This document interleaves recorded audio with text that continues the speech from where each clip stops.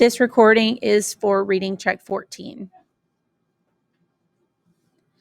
He was eating a light supper at 9 in the evening when the front door cried out in the hall, and Mildred ran from the parlor like a native fleeing an eruption of Vesuvius. Mrs. Phelps and Mrs. Bowles came through the front door and vanished into the volcano's mouth with martinis in their hands. Montag stopped eating. They were like a monstrous crystal chandelier tinkling in 1,000 chimes. He saw their Cheshire cat smiles burning through the walls of the house, and now they were screaming at each other above the din. Montag found himself at the parlor door with his food still in his mouth. "Doesn't everything look nice?" "Nice? You look fine, Millie. Fine. Everyone looks swell. Swell." Montag stood watching them. "Patience," whispered Faber. "I shouldn't be here," whispered Montag almost to himself. "I should be on my way back to you with the money. Tomorrow's time enough. Careful."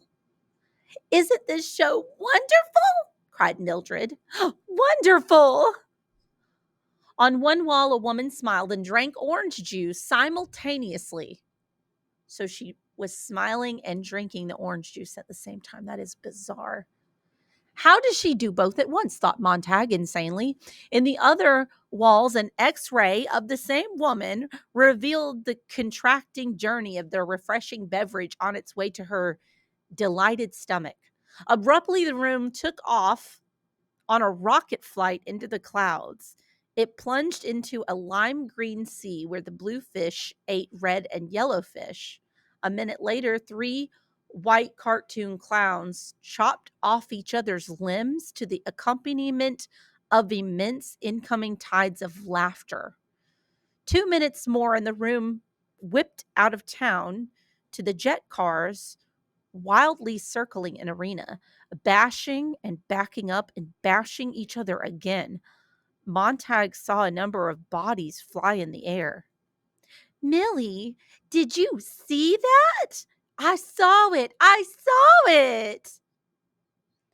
Montag reached inside the parlor wall and pulled the main switch. The images drained away as if the water had been let from a gigantic crystal bowl of hysterical fish. The 3 women turned slowly and looked with unconcealed irritation and then dislike at Montag. "When do you suppose the war will start?" he said. "I noticed your husbands aren't here tonight."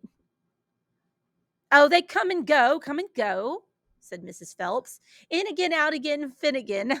The Army called Pete yesterday. "He'll be back next week. The Army said so. Quick war. 48 hours, they said, and everyone home. That's what the Army said. Quick war. Pete was called yesterday, and they said he'd be back next week. Quick." The 3 women fidgeted and looked nervously at the empty, mud-colored walls. "I'm not worried," said Mrs. Phelps. "I'll let Pete do all the worrying." She giggled. "I'll let old Pete do all the worrying, not me. I'm not worried." "It's always someone else's husband dies, they say." "I heard that too." "I've never known any dead man killed in a war." "Killed jumping off buildings, yes, like Gloria's husband last week, but from the wars, no." "Not from the wars," said Mrs. Phelps. "Anyway, Pete and I always said no tears, nothing like that. It's our 3rd marriage each, and we're independent. Be independent," we always said. He said, "If I get killed off, you just go right ahead and don't cry, but get married again and don't think of me." "That reminds me," said Mildred. "Did you see that Clara Dove 5-minute romance last night in your wall? Well, it was all about this woman who—" Montag said nothing, but stood looking at the women's faces, as he had once looked at the face of saints in a strange church he had entered when he was a child. The faces of those Enameled creatures meant nothing to him, though he talked to them and stood in that church for a long time, trying to be of that religion, trying to know what that religion was, trying to get enough of the raw incense and special dust of the place into his lungs and thus into his blood to feel touched and concerned by the meaning of the colorful men and women with the porcelain eyes and the blood ruby lips. But there was nothing. Nothing. It was a stroll through another store, and his currency strange and unusable there, and his passion cold, even when he touched the wood and plaster and clay.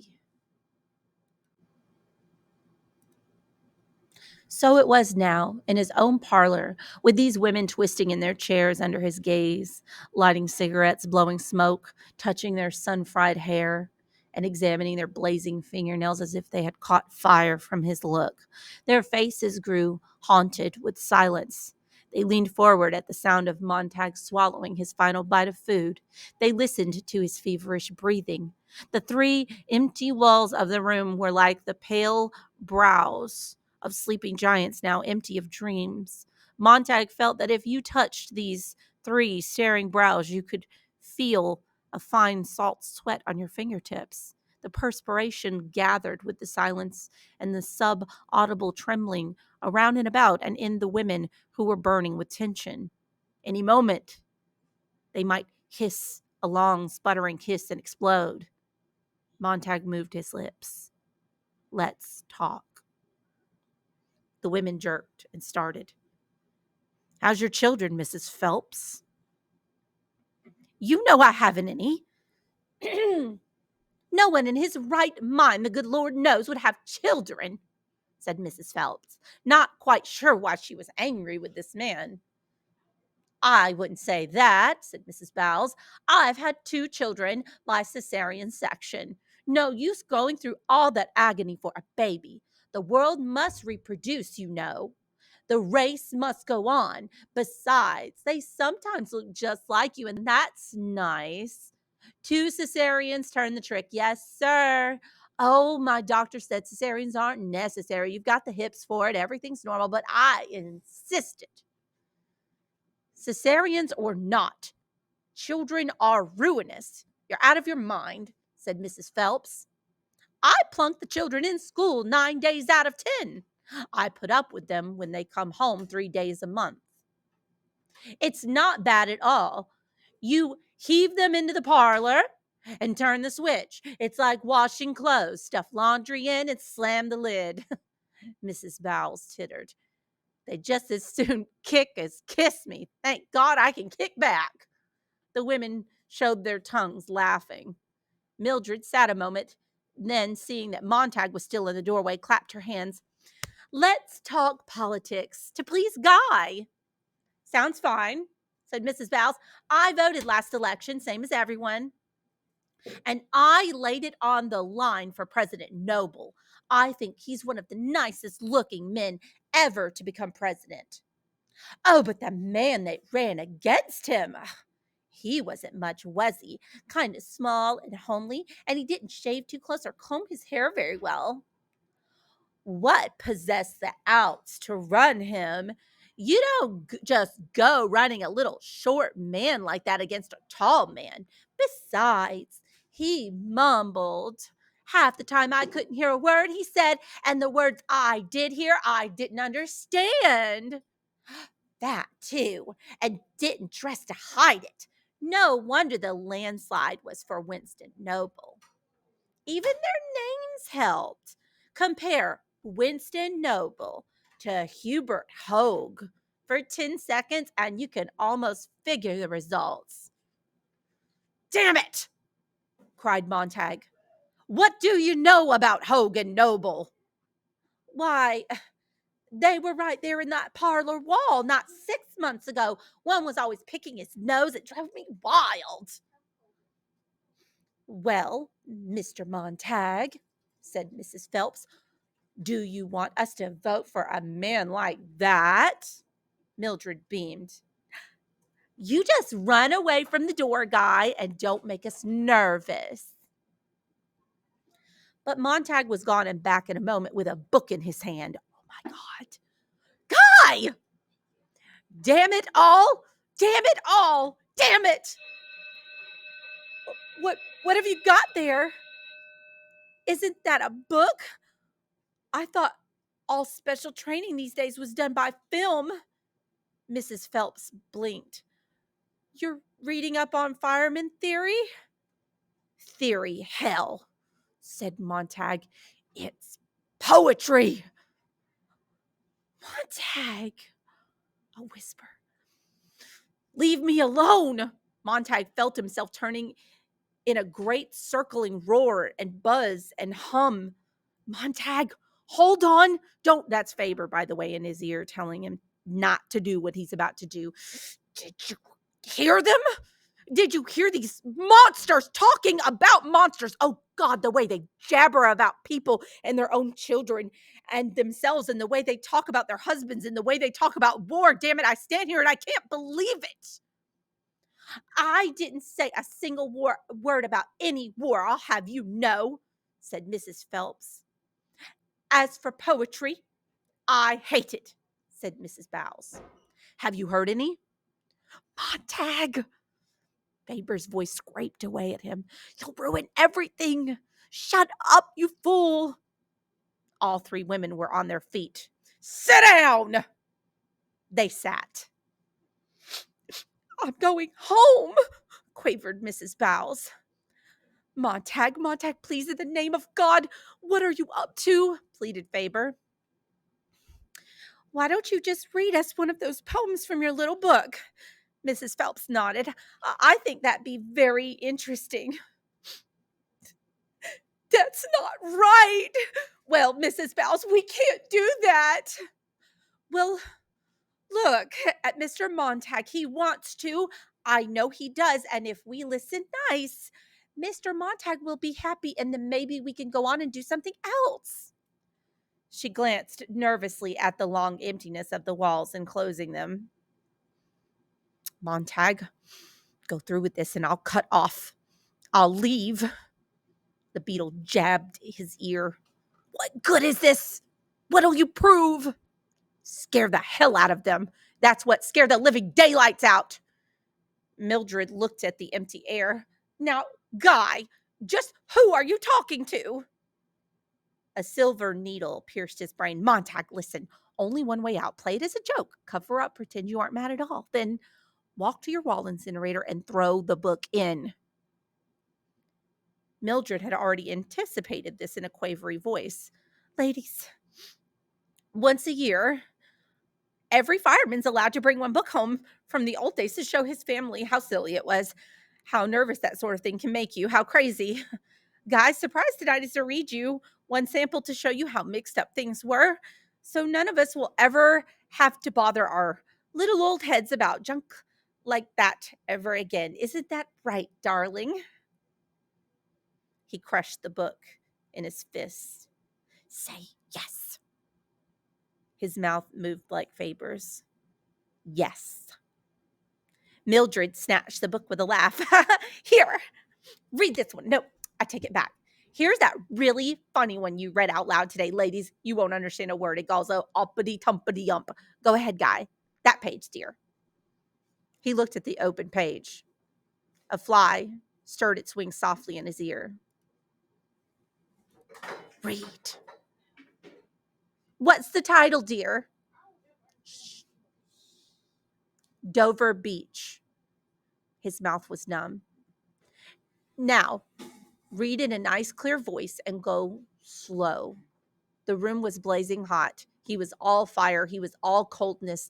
They sat in the middle of an empty desert with 3 chairs, and him standing swaying, and him waiting for Mrs. Phelps to stop straightening her dress hem, and Mrs. Bowles to take her fingers away from her hair. Then he began to read in a low, stumbling voice that grew firmer as he progressed from line to line, and his voice went out across the desert and into the whiteness, and around the 3 sitting women there in the great hot emptiness. The Sea of Faith was once too at the full, and round earth's shore lay like the folds of a bright girdle furled. But now I only hear its melancholy, long withdrawing roar, retreating to the breath of the night wind, down the vast edges drear and naked shingles of the world. The chairs creaked under the three women. Montag finished it out. Ah, love, let us be true to one another, for the world which seems to lie before us like a land of dreams, so various, so beautiful, so new, hath really neither joy, nor love, nor light, nor certitude, nor peace, nor help for pain. And we are here as on a darkling plain, swept with confused alarms of struggle and flight, where ignorant armies clash by night. Mrs. Phelps was crying. The others in the middle of the desert watched her crying grow very loud as her face squeezed itself out of shape. They sat, not touching her, bewildered with her display. She sobbed uncontrollably. Montag himself was stunned and shaken. Shh, shh, said Mildred. You're all right. Clara, now, Clara, snap out of it. Clara, what's wrong? I, sobbed Mrs. Phelps. Don't know. I don't know. I just don't know. Oh. Mrs. Bowles stood up and glared at Montag. You see, I knew it. That's what I wanted to prove. I knew it would happen. I always said poetry and tears, poetry and suicide and crying and awful feelings, poetry and sickness, all that mush. Now I've had it proved to me. You're nasty, Mr. Montag. You're nasty, Faber said. Now. Montag felt himself turn and walk to the wall slot and drop the book in through the brass notch to the waiting flames. Silly words, silly, awful, hurtful words, said Mrs. Bowles. Why do people want to hurt people? Not enough hurt in the world. You've got to tease people with stuff like that. Clara, now, Clara, begged Mildred, pulling her arm. Come on, let's be cheery. You turn the family on now. Go ahead. Let's laugh and be happy. Now stop crying. We'll have a party. No, said Mrs. Bowles. I'm trotting right straight home. You want to visit my house and my family, well and good, but I won't come in this fireman's crazy house again in my lifetime. Go home. Montag fixed his eyes upon her quietly. Go home and think of your first husband divorced and your second husband killed in a jet and your third husband blowing his brains out. Go home and think of the dozen abortions you've had. Go home and think of that and your damn cesarean sections too, and your children who hate your guts. Go home and think about how it all happened and what did you ever do to stop it. Go home, he yelled, before I knock you down and kick you out the door. Doors slammed and the house was empty. Montag stood alone in the winter weather, with the parlor walls the color of dirty snow. In the bathroom, water ran. He heard Mildred shake the sleeping tablets into her hand.